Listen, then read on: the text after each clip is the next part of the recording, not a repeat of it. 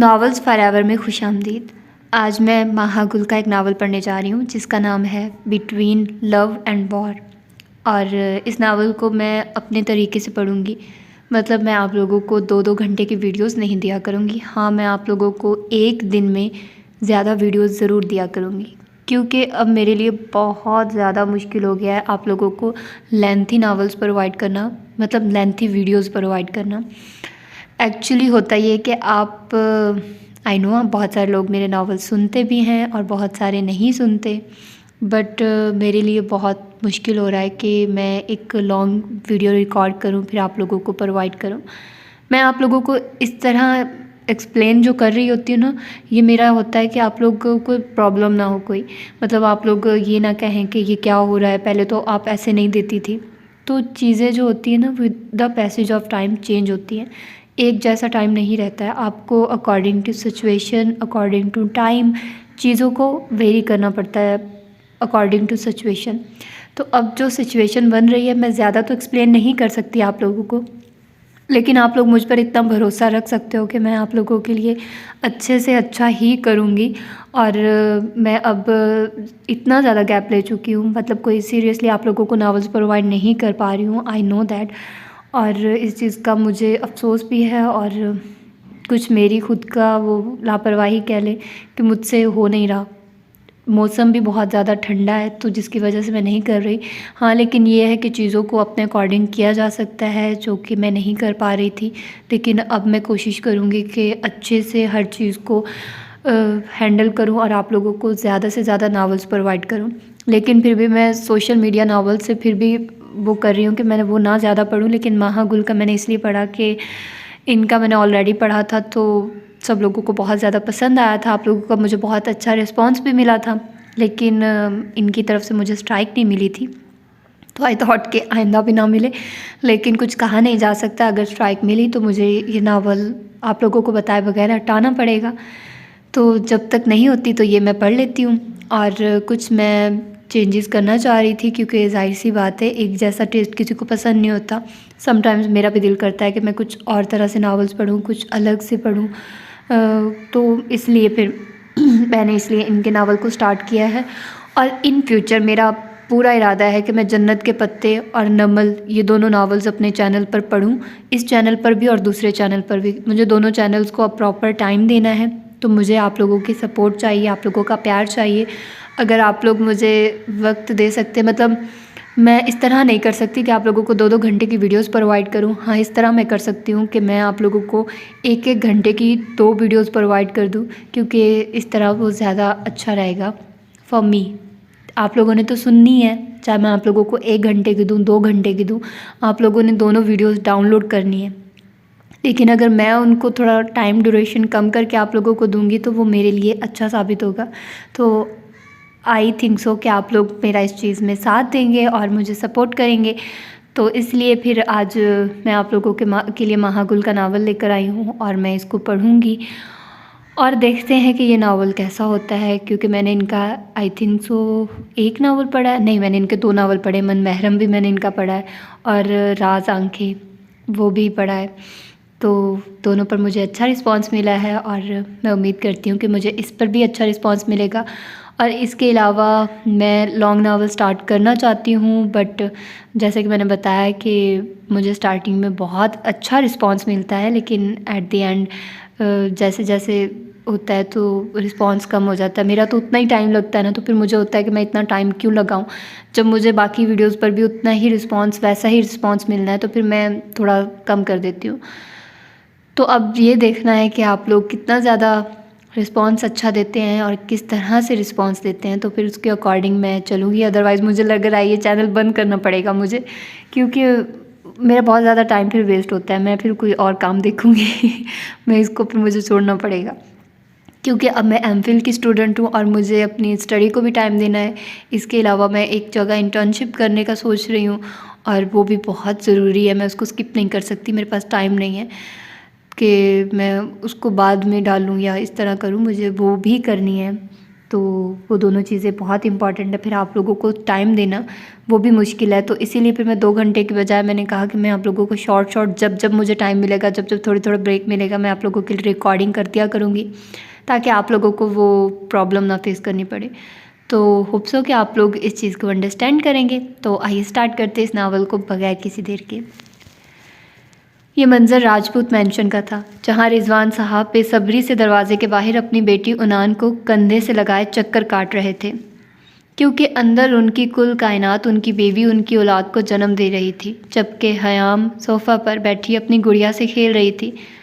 अल्लाह, मेरे बेटे को अपनी नेमत से नवाजना, इसे इस दौलत के वारिस से नवाज दे, मेरे बेटे को कंधा मिल जाएगा। रिजवान साहब की वालदा हाथ फैलाए पोते के लिए दुआएं कर रही थी, जिसे सुनकर रिजवान साहब ने सर झटका। रुखसार बेगम से उनकी पसंद की शादी थी, जिस पर उनके भाई और वालिद को कोई एतराज़ नहीं था, लेकिन उनकी बहन को था, जो अपनी नंद को भाभी बनाना चाहती थी। और उनके बाद रिजवान साहब की वालदा का एतराज़ था, क्योंकि उनकी बेटी को ससुराल में शर्मिंदगी उठाना पड़ी। ये उनकी सोच थी, वरना किसी ने भी इस बात को अना का मसला नहीं बनाया था। और जब रिजवान साहब की 2 बेटियों की पैदाइश हुई तो सफजरी बेगम को उससे नफ़रत करने का बहाना मिल गया। ना के ख़ानदान में बेटी पैदा होना खुशी की बात समझा जाता था, वो रंग सोच के मालिक नहीं थे।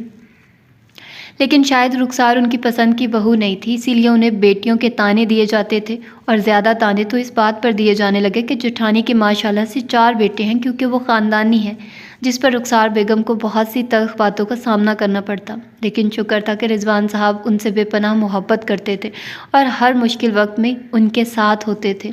अभी भी वो अपनी बेगम की खैरियत की दुआएं मांग रहे थे कि उसी वक्त दाई कमरे से बाहर आई। मुबारक हो, जुड़वा बेटियां हुई हैं। रिजवान साहब की तो खुशी का कोई ठिकाना नहीं था। उन्होंने खुशी से उनान को सीने में भींच लिया। मैं अपनी बीवी और बच्चियों को देख सकता हूँ? रिजवान साहब ने बेसब्री से कहा। जी बेटा, देख लें। वो साइड पर हो गई तो वो जल्दी से अंदर दाखिल हुए तो उनकी नज़र रोती हुई रुखसार बेगम पर गई, तो वो जल्दी से उनके पास पहुँचे। क्या हुआ, दर्द हो रहा है क्या? उन्होंने फ़िक्रमंदी से इस्तफ़ार किया तो वो और शिद्दत से रोने लगी। मुझे बताइए रुखसार, क्या मसला है? आप डरा रही हैं मुझे, उन्होंने बेबसी से कहा। तो रुखसार बेगम ने बच्चियों की तरफ इशारा किया। रिजवान, मैंने बहुत दुआएं मांगी थी कि खुदा मुझे बेटा अता करे, बहुत मिन्नतें भी मांगी थी, लेकिन कुछ नहीं होता। बेटियां रहमत होती हैं और रब की रहमत की नाशुक्री नहीं करनी चाहिए। इतने जोड़े तो इस रहमत को भी तरस रहे होते हैं। आप कैसी बातें कर रही हैं? रिजवान साहब ने उन्हें टोकते हुए कहा। लेकिन अम्मा जी और बाजी, रिजवान, वो मुझसे नफ़रत करेंगी, उन्होंने अपनी नम आंखें उठाकर कहा। तो रिजवान साहब हौले से मुस्कुरा दिए। जब मेरी यही बेटियां बेटों से बढ़कर बाप का नाम रोशन करेंगी तब फ़ख्र करेंगी वो, लेकिन आपको सब्र करना होगा, और मोहब्बत है ना आपके लिए, उन्होंने अकीदत से उनका माथा चूमते हुए कहा। तो वो हौले से मुस्कुरा दी। लाइए, दिखाइए मुझे मेरे शेर बच्चे, रिजवान साहब ने अपनी बच्चियों की तरफ इशारा किया। तो रुखसार बेगम ने उठकर बच्चियां उनकी गोद में पकड़ाई तो वो हैरान रह गए। वो जुड़वा थी, लेकिन एक दूसरे से बिल्कुल नहीं मिलती थी। एक टक्कर के उन्हें देख रही थी, उसकी आंखें हनी कलर की थी, जबकि दूसरी आंखें बंद किए हुए थी। रिजवान साहब ने एक के कान में अजान दी तो तब साथ वाली ने आंखें खोली। उसकी आंखें गहरे नीले रंग की थी, जिसे देखकर समंदर सा गुमान होता था, लेकिन वो काफ़ी एटीट्यूड वाली लगी। जब उसने रिजवान साहब को देखकर एक नज़र अपने इर्द गिर्द घुमाई, फिर रुख फेर के आंखें बंद करके दोबारा से सो गई, जिस पर रिजवान साहब का कहका बेसाख्ता था। नीली आंखों वाली मेरी मायसा और शहर जैसी मिठास लिए आंखों वाली नेवाल है, उन्होंने झुककर अपनी बेटियों के माथे चूमे और उन्हें रुखसार बेगम के हवाले किया। बदबख्त ने फिर से बेटी पैदा कर दी, वो भी एक नहीं 2। सुगरा बेगम अपनी बेटी को फ़ोन पर बता रही थी। न जाने दूसरी तरफ क्या कहा गया कि उन्होंने हुनकारा भरा। और तुम्हें क्या लगता है, आपने बेटे की जायदाद में उन माँ बेटियों को हड़पने दूंगी? हाँ ठीक है, मैं बाद में फ़ोन करती हूँ। उन्होंने फ़ोन रखा तो नज़र हयाम पर गई, जो अपनी गुड़िया से खेलने की में मसरूफ़ थी। तो उन्होंने अपना गुस्सा उतारने के लिए उसे रख कर एक थप्पड़ लगाया, जिससे वो औंधे मुँह जा गिरी। दफ़ा हो यहाँ से बदबख्त, तो ही सबज कदम लेके पैदा हुई थी, जिसकी वजह से मेरे बेटे को कोई बेटा देखना नसीब ही नहीं हुआ। दफ़ा हो जा यहाँ से। हयाम रोते से सकते हुए वहाँ से भाग गई तो उन्होंने गुस्से से अपना सर झटका। राजपूत मैंशन के सामने ही वाइट पैलेस था, जो रिजवान साहब के बड़े भाई रमज़ान साहब का था। रिजवान साहब रोती हयाम को चुप करवाकर हनान को लिए वाइट पैलेस आए तो उन्हें सामने ही रमज़ान साहब और तस्लीम बेगम बैठी नज़र आई। वाह, आज तो बड़े बड़े लोग आए हैं। रमज़ान साहब ने उन्हें आते देखा तो उठकर उनके पास आते हनान को अपनी गोद में लेते कहा तो रिजवान साहब मुस्कुरा दिए। और ये लोग खुशखबरी भी लाए हैं, रिजवान साहब ने कुर्सी पर बैठते कहा तो तस्लीम बेगम ने चौंक कर देखा, क्योंकि उन्हें जहाँ तक मालूम था रुखसार बेगम की डिलीवरी में 10 दिन थे। फिर कैसी खुशखबरी? अल्लाह मुबारक करे भाई, कैसी खुशखबरी? तस्लीम बेगम ने तजस्सुस से इस्तफार किया। भाभी, वो माशाल्लाह से जुड़वा बेटियां हुई हैं, उन्होंने हिचकिचाते जवाब दिया। उन्हें कोई शर्मिंदगी नहीं थी, लेकिन अपनी वालदा के रद्द-ए-अमल के बाद वो थोड़े मायूस हो गए थे। ये तो बहुत खुशी की बात है।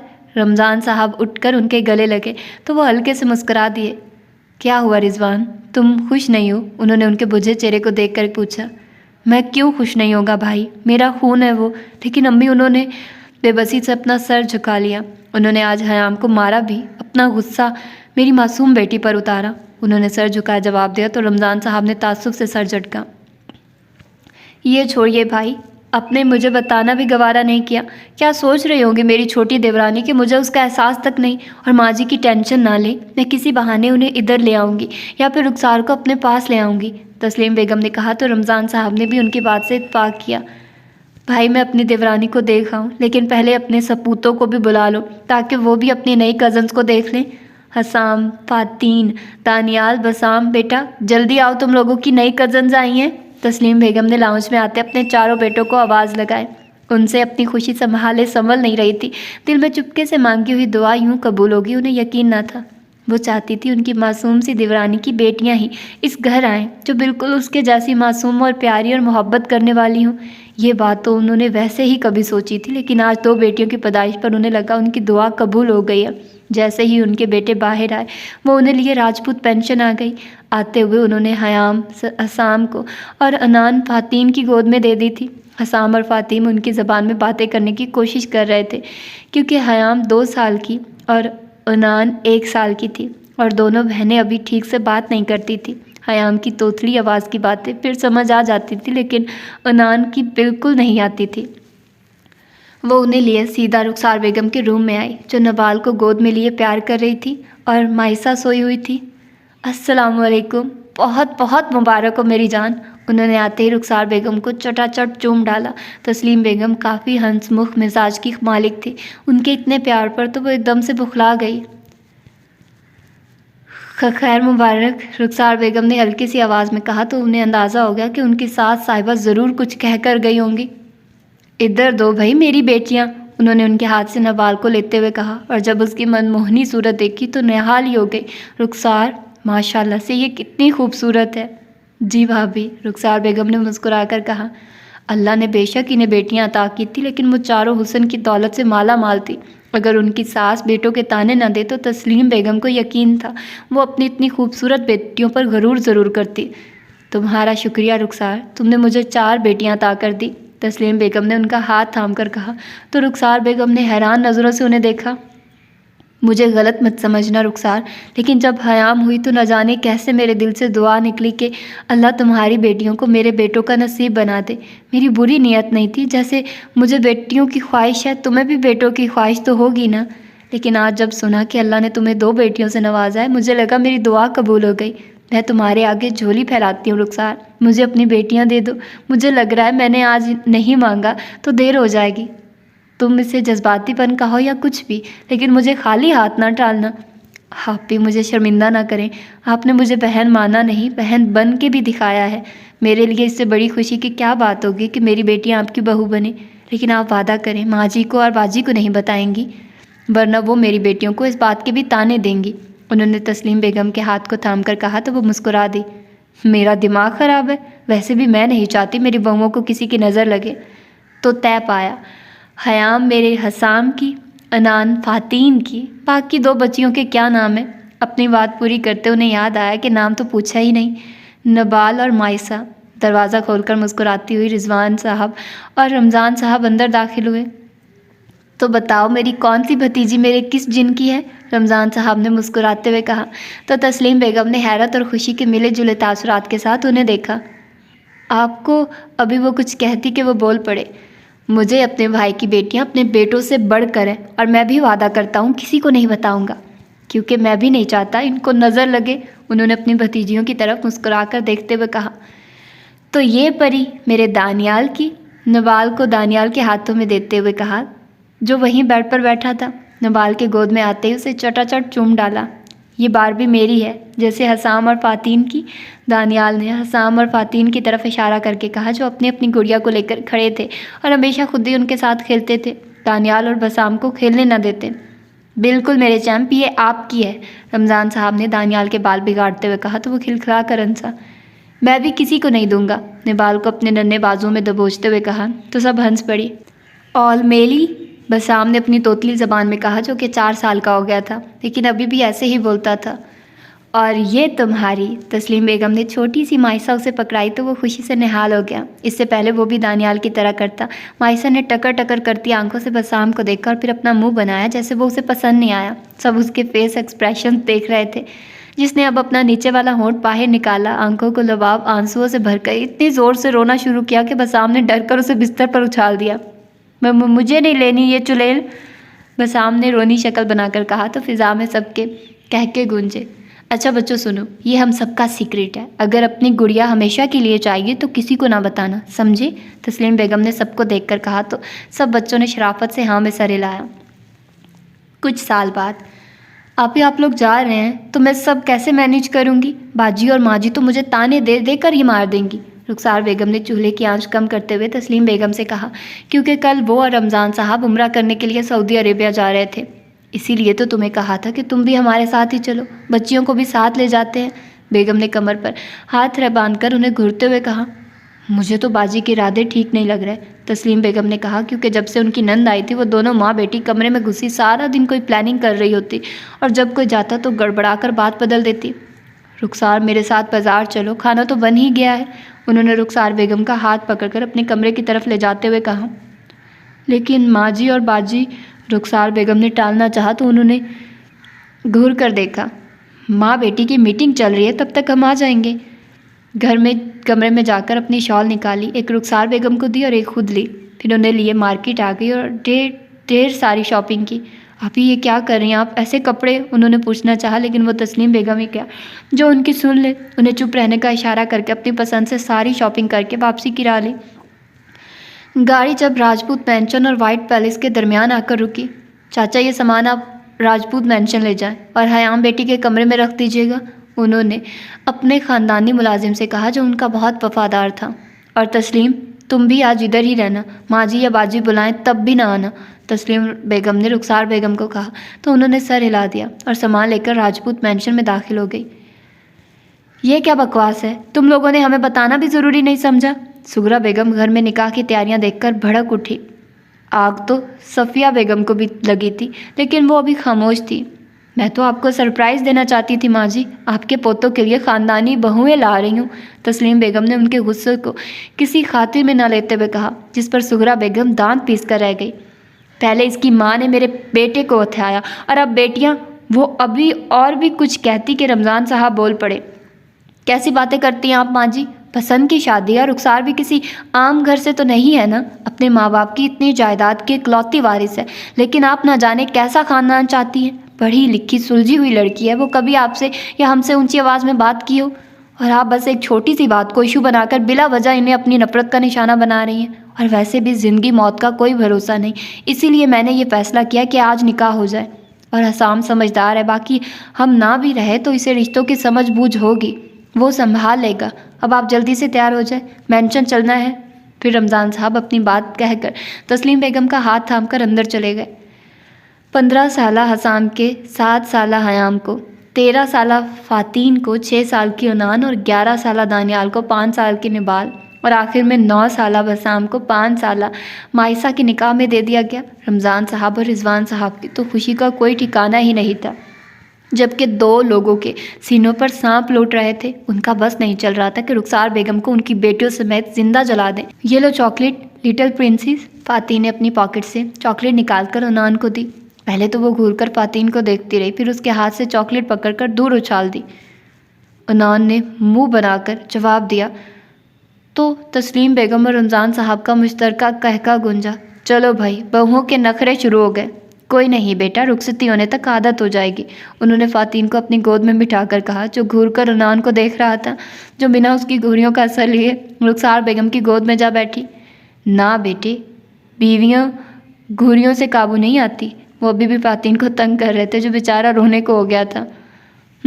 अकड़ देखो इनमें, बैठे बिठाए माँ की तरह सब हड़प गई और नखरे फिर भी ख़त्म नहीं हो रहे, सुगरा बेगम ने नखवत से कहा तो उन सब के चेहरों के रंग एकदम से फीके पड़ गए।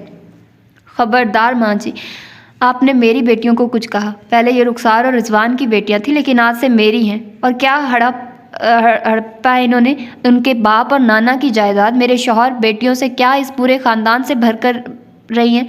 और जितनी दौलत इनके नाना की है ना, मेरे मैके में भी किसी की नहीं। आज के बाद मैं अपनी बच्चियों के बारे में एक लफ्ज़ नहीं सुनूंगी, समझ आई आप सबको। तस्लीम बेगम एकदम से धाड़ी तो सुगरा बेगम और सफ़िया बेगम तो गड़बड़ा गई, क्योंकि पहले कभी उन्होंने ऊंची आवाज़ में बात तक नहीं की थी। हम जैसे ही उम्रा से वापस आएंगे, एक फंक्शन अरेंज करके बच्चों के निकाह का सबको बता देंगे, उन्होंने जैसे बात ही ख़त्म की। चले भाई साहब, फ़्लाइट का टाइम हो गया है, रिजवान साहब ने आकर कहा तो तस्लीम बेगम और रमज़ान साहब खड़े हो गए। माँ जी, वो आप ही की पोती हैं और अब उनसे आपका रिश्ता और गहरा हो गया। इसी रिश्ते की खातिर बच्चियों से प्यार से बात कर लिया करें, रमज़ान साहब ने सुगरा बेगम को गले लगाते हुए कहा, जिस पर वो हनकारा भरकर रह गई। तस्लीम बेगम बच्चों से मिलकर गाड़ी में बैठ गई। अभी मैं भी साथ आती, लेकिन बसाम की तबीयत ठीक नहीं लग रही है मुझे, और वो बाजी और माँ जी के पास भी नहीं जाता, तो मैंने सोचा रिजवान के साथ जाकर उसे डॉक्टर को दिखा लाऊं। रुखसार बेगम ने खिड़की से मुंह अंदर करके तस्लीम बेगम से कहा तो वो मुस्कुरा दी। ठीक किया, वैसे भी बच्चियों और बच्चों को अकेले उनके साथ छोड़ना वैसे भी ठीक नहीं, आज तो दोनों हैं भी गुस्से में, उन्होंने मुस्कुराते हुए कहा। तो रुखसार बेगम भी मुस्कुरा दी। रमज़ान साहब के बैठते ही वो एयरपोर्ट की जानिब रवाना हो गए। अभी उन्हें गए कुछ वक्त ही हुआ था कि रिजवान साहब को किसी की कॉल आई, जिसे सुनकर वो एकदम सोफे से ढह से गए। क्या हुआ है, सब ठीक तो है? रुखसार बेगम ने उनकी हालत देखकर जल्दी से इस्तफार किया। भाई साहब की गाड़ी का एक्सीडेंट हो गया और वो दोनों मौके पर ही जाँ बहक हो गए। खुशी वाले घर अब मातम की सफ़े बिछ चुकी थी। ये उनकी वफ़ात के कुछ दिन बाद का मंजर था, जब सुगरा बेगम अपने कमरे से तन फन करती हुई बाहर आई। हसाम लोग भी राजपूत पेंशन में ही ठहरे हुए थे। सुगरा बेगम जैसे ही बाहर आई, उन्हें सामने माइसा नजर आई। अभी वो जाकर उसे थप्पड़ मारती कि हयाम आगे आ गई। दादी, मेरी बहन को मत मारना, जिस पर सुगरा बेगम ने हयाम को धनक के रख दिया था। तू मनहूस अपने सब्ज कदम लेके दुनिया में आई, आज मेरे पोते की ज़िंदगी में आई तो उससे माँ बाप भी लिए। उन्होंने हयाम को धक्का दिया तो उसका सर टेबल से लगा। रिजवान साहब और रुखसार बेगम ऊपर वाले पोर्शन में बसाम और दानियाल को सुला रहे थे, जिनका रो रो कर बुरा हाल था। हयाम से वो इसलिए भी ज़्यादा नफरत करती थी क्योंकि वह देखने में रुखसार बेगम की ही कॉपी लगती थी। जब फ़ातीन ने आगे बढ़कर हयाम को उठाना चाहा तो हसाम ने उसका हाथ पकड़कर रोक लिया। इतने दिनों में सुगरा बेगम और सफ़िया बेगम ने उसे उनके खिलाफ करने में कोई कसर नहीं छोड़ी थी। ये मंजर हयाम ने भी अपनी नम होती आंखों से देखा था। वो बच्ची थी, लेकिन इतनी भी नहीं कि निकाह का मतलब ना समझती हो। जब फ़ातीन का हाथ छोड़कर हसाम उनकी तरफ बढ़ा और हयाम को नीचे से उठाकर उसके खून निकलते जख्म पर अपनी हथेली रख दी, जिस पर हयाम की मुँह से सिसकी निकली।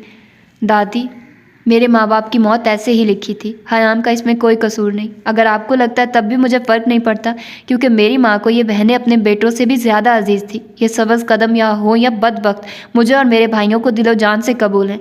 आप चाहती हम इनके साथ न रहें तो मैं आपकी बात मानकर फुप्पो के साथ भी तो जा रहा हूँ, अपने भाइयों को लेकर। तो आप भी मेरी बीवी और बहनों से दूर रहिए। हसाम ने तहम्मुल से अपनी बात कहकर फ़ातीन को फर्स्ट एड बॉक्स लाने का कहा और हयाम की पट्टी की, जो मुसलसल हिचकियों से रो रही थी।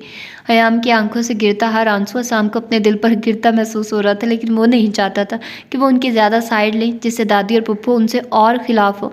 वो नहीं चाहता था उनका बचपन नफरत की भीड़ चढ़ जाए, इसीलिए पुप्पो के साथ लंदन जाने का फ़ैसला कर लिया था।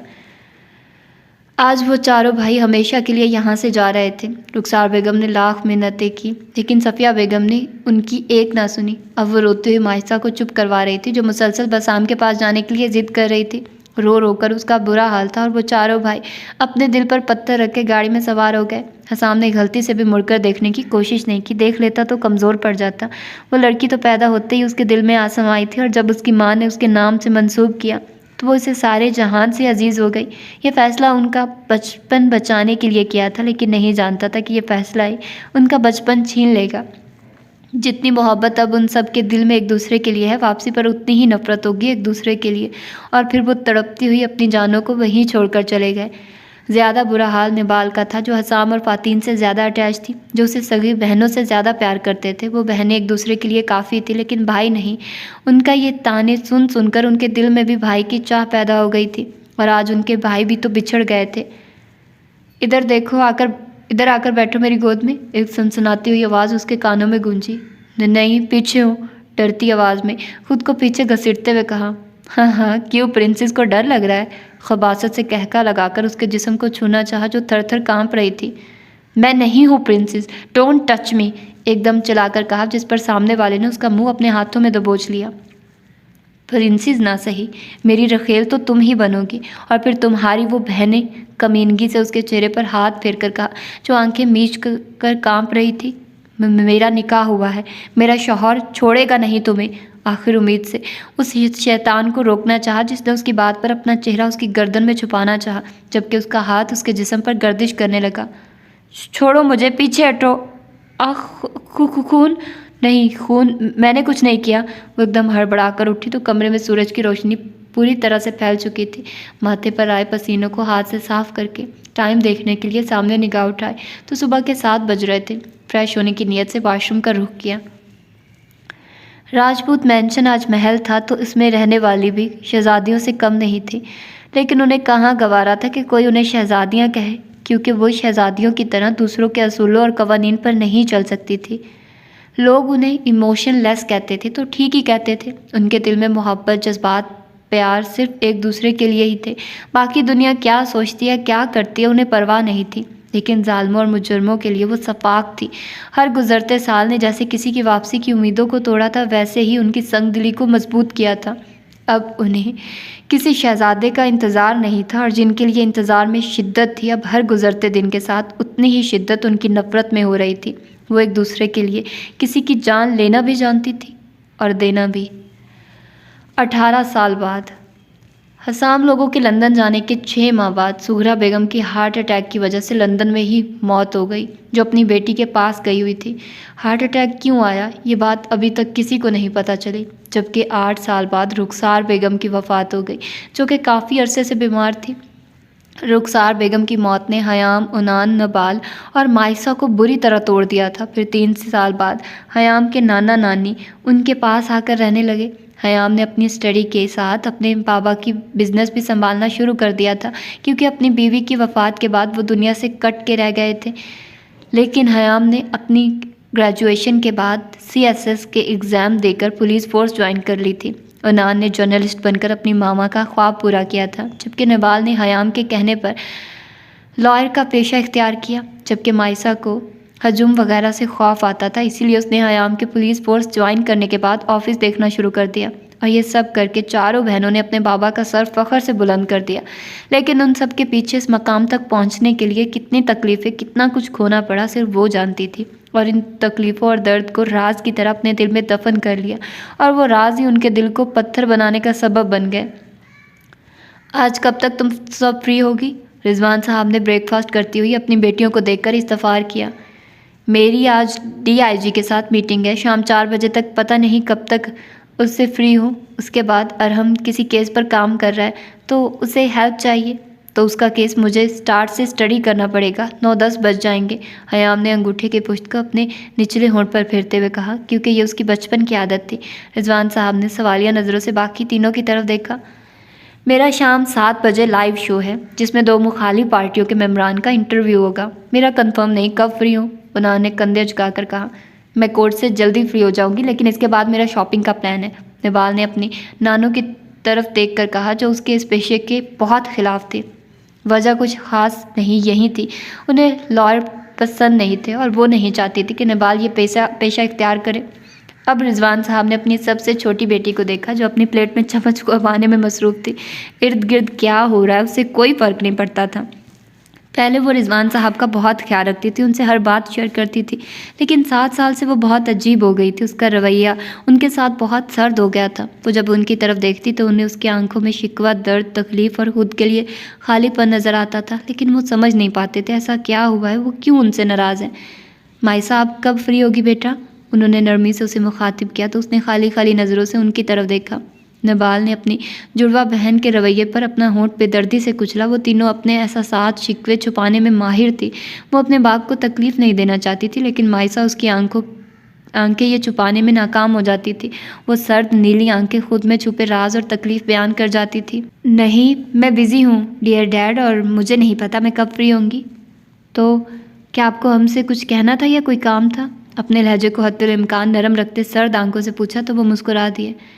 वो मुझे आप सबको कुछ बताना था, उन्होंने चारों की तरफ देखकर कहा, जबकि अख्तर साहब और फिरदौस बेगम बाप बेटियों की गुफ्तगू सुन रहे थे और जानते थे कि उनकी बात पर उनका रद्द-ए-अमल कैसा होगा। जी डैड कहिए। अनान कुर्सी की पुश्त से कमर लगाकर मुकम्मल उनकी तरफ मुतवज्जो हुई। दरअसल बात ये थी बेटा, वो कश्मकश में थे कि अपनी बात कैसे कहें उनसे। आपको जो भी कहना है डैड, डायरेक्ट कहिए। आपको हमसे बात करते हुए तमहीद बांधने की ज़रूरत नहीं है, हयाम ने नरम लहजे में कहा तो उन्हें थोड़ा हौसला हुआ। बेटा, वो हसाम लोग आज पाकिस्तान वापस आ रहे हैं और जैसे कि तुम लोग जानती हो, आपा वाइट पैलेस लौट के गई थी, इसलिए कभी उसकी सफाई वगैरह नहीं हो सकी। तो मैंने बच्चों से कहा है कि वो जब तक वाइट पैलेस रेन्यूवेट करवा नहीं लेते हमारे साथ रह सकते हैं, उन्होंने चारों बेटियों की तरफ देखते हुए कहा। लेकिन उनके चेहरे पर इस बात से कोई तासुर जाहिर न हुआ कि उन्हें यह बात कितनी नागवार गुजरी है या नहीं। कोई बात नहीं डैड, जब आप कह चुके हैं तो हमें कोई मसला नहीं, उन्होंने अपने तासुरात छुपाकर कहा। यह बात तो वो चारों पिछले 1 महीने से जानती थी। वो जो दुनिया की खबर रखती थी तो अपने से जुड़े रिश्ते से कैसे बेखबर हो सकती थी। कब तक पहुँचेंगे वो लोग? नबाल जानती तो थी, लेकिन अपने बाबा का दिल रखने के लिए बात को जारी रखा। 6 बजे तक। मैंने कहा था कि मैं लेने आ जाऊं, लेकिन दानियाल ने मना कर दिया।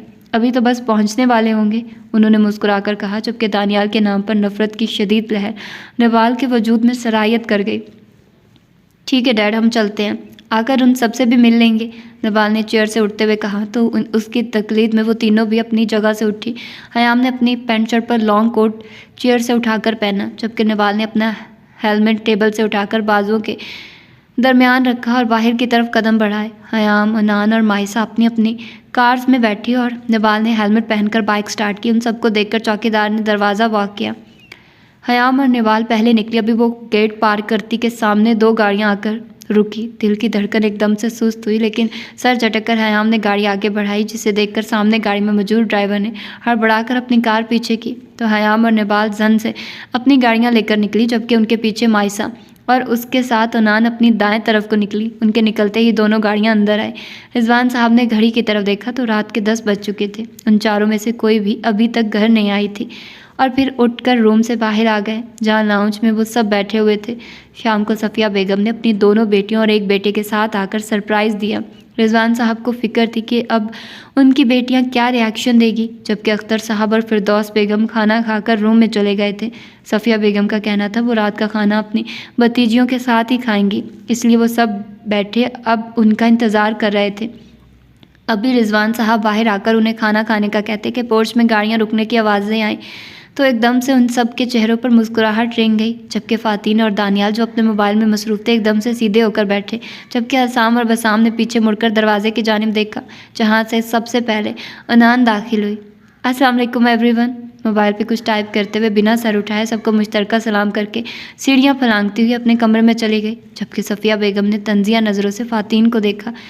बेटा, मैं कहना तो नहीं चाहती, मेरा खून है वो चारों, लेकिन फितरत उनमें अपनी माँ वाली है। माँ ने भी अपना मंगेतर छोड़कर मेरे भाई को पीछे लगा लिया और बेटियों का भी रवैया ऐसा ही है तुम लोगों से। फ़ातीन के कानों में सफ़िया बेगम का जुमला गूंजा जब उसने कुछ साल पहले अनान को बर्थडे विश करने के लिए फ़ोन किया था और उसने फ़ातीन की आवाज़ सुनकर फ़ोन रख दिया था। अभी वो इन्हीं ख्यालों में गुम था जब हयाम और नबाल लाउंज में दाखिल हुई, सब पर ताहिराना निगाह डाली। अस्सलाम वालेकुम बाबा, नबाल ने मुस्कुराकर रिजवान साहब से कहा तो उन्होंने इशारे से मेहमानों को सलाम करने का कहा। बाबा, मैं फ़्रेश होकर आती हूँ, उनके इशारों को इग्नोर करके अपने रूम की तरफ कदम बढ़ाए, जबकि हयाम बिना सलाम किए पहले ही ऊपर चली गई थी। उनकी नज़र सामने से आती मायसा पर पड़ी तो उन्हें उस पर शदीद गुस्सा आया। ऑफिस 7 बजे बंद हो जाता था। उन्होंने कितने मैसेज किए थे कि बेटा टाइम पर आ जाना, जिन्हें सुन करके उसने जवाब तक ना दिया। मायसा, कहाँ थी तुम? कब से मैसेज किए हैं मैंने ना। तुम हयाम के साथ थी, ना ही नबाल और अनान के साथ, उन्होंने अपना गुस्सा दबाकर नरम आवाज़ में इस्तफार किया तो मायसा ने सर नज़रें उठाकर उनकी तरफ देखा और फिर बाएं जानिब सोफ़ों पर बैठे हुए उन सबको बस आँख पर नज़र आकर पल के लिए ठहरी, लेकिन सरद से नज़रों का जाविया बदल लिया। जितनी नज़रें फेरनी है फेर लो मिसिस, तुम्हारी हर बेरुखी का बदला सूद समेत लूँगा। होंठों पर मुस्कुराहट सजाकर इस्तेहकाक भरी नज़रों से उसका जायज़ा लिया तो माथे के बिलों में एकदम से इजाफा हुआ। वाइट पैंट शर्ट पहने और लाइट पिंक कलर का लॉन्ग कोट था जो अब उसने अपने दाएं बाजुओं में थामा हुआ था। वो सामने वाले को पल में बहका सकती थी। झूठ मैं बोलना नहीं चाहती और सच आपको बर्दाश्त नहीं होगा, अपनी बात कहकर बिना उनकी सुने अपने कमरे की जानिब बढ़ गई, जबकि आज पहली बार रिजवान साहब उसके ऐसे जवाब देने पर हैरान रह गए। मुझे लगता है भाई आपकी बेटियों को हमारा यहाँ आना पसंद नहीं आया, सफ़िया बेगम ने तंजिया लहजे में कहा तो वो चौंके। वो आप पर ही गई हैं, सब आपको उनका दुनिया में आना पसंद नहीं आया था, लेकिन मेरी बेटियों को आपके यहाँ आने से कोई एतराज़ नहीं। वो मुझसे नाराज़ थी किसी बात पर, रिजवान साहब ने हल्के फुल्के अंदाज में मुस्कुरा कर कहा तो सफ़िया बेगम की बोलती बंद हो गई। छोड़िए चाचू, खाना लगवाइए, बहुत भूख लगी है, दानियाल ने उठकर डाइनिंग रूम की तरफ जाते हुए कहा तो उन्होंने किचन का रुख करके मुलाजमों को खाना लगाने का कहा। अस्सलाम वालेकुम, उन चारों ने मुश्तरका सलाम करके अपनी अपनी नशीद संभाली। वालेकुम अस्सलाम, रिजवान साहब ने जवाब दिया। कैसे हैं भाई आप सब? अनान ने फ़ातीन को इग्नोर करके तीनों को एक साथ मुखातिब किया तो हसाम के होंठों पर मुस्कुराहट रिंग गई। हम तो ठीक है, लेकिन लगता है आप लोग नाराज़ हैं हमसे, दानियाल ने नवाल को नज़रों में रखकर जवाब दिया तो अनान मुस्कुरा दी। नाराज़ होने के लिए कोई ताल्लुक़ होना ज़रूरी है और जहाँ तक मुझे पता है हमारा आप लोगों से कोई ऐसा ताल्लुक़ नहीं है। नवाल के जवाब पर उन चारों के होंठों की मुस्कुराहट पल में गायब हुई। राइट डियर मनकुहा, हमारा वाकई कोई ताल्लुक़ नहीं है, ताल्लुक़ बनाना तो थर्ड क्लास लोगों का काम है, हमारा तो जायज़ रिश्ता है आपसे, दानियाल ने जला देने वाली मुस्कुराहट के साथ कहा तो नवाल खिलखिला कर हंसी, पर जिस पर वो हैरान तो हुआ लेकिन जाहिर नहीं होने दिया। आपका ये कागज़ी रिश्ता दूसरे कागज़ का मोहताज है, फिर बस दो कागज़ों की कहानी होगी। ये निबाल के जवाब देने पर हयाम और माहिसा ने अपनी मुस्कुराहट छुपाई, जबकि दानियाल ने गुस्से से अपने जबड़े भींचे। अभी वो कुछ कहता कि अनान एकदम से अपनी कुर्सी से खड़ी होकर मुंह खोले सब डिशेस के ढक्कन उठाकर देख रही थी। व्हाट? अल्फाज को रोककर उसने आखिरी डिश का ढक्कन पटका, जबकि अनान के ऐसी गाली देने पर फ़ातीन को ज़ोर का फंदा लगा, जबकि हकीकत ये थी कि उसे व्हाट द कहने की आदत थी, गाली नहीं देती थी वो, जबकि जब वो ये कहती सबको यही लगता कि वो गाली देने लगी है। और वो सब हैरान नज़रों से उसे देख रहे थे। ये सब मटन की डिशेज़ हैं। रूहान सी शक्ल लेकर हयाम की तरफ देखा, दिमाग में एकदम से झमाका हुआ, नज़र बेसाख्ता अपने सामने बैठे चारों वजूदों पर गई जो अपनी सहर अंगेज शख्सियत के साथ कहीं भी जाकर छा जाते थे। मैंने ऑर्डर कर दिया था तुम्हारे लिए, बस आने वाला होगा। हयाम के कहने पर अनान संजीदा चेहरा लिए बैठी गई। मदे नहीं था ना ये दंदा दोस्त, तो अनान ने मुंह बनाया। फ़ातीन मुस्कुरा दिया। ऐसे नहीं कहते, बुरी बात होती है, फ़ातीन ने हल्के से अनान की नाक दबाकर कहा तो उसने खिलखिलाते हुए अपने दोनों हाथ उसकी गर्दन में डालकर गोद में बैठ गई।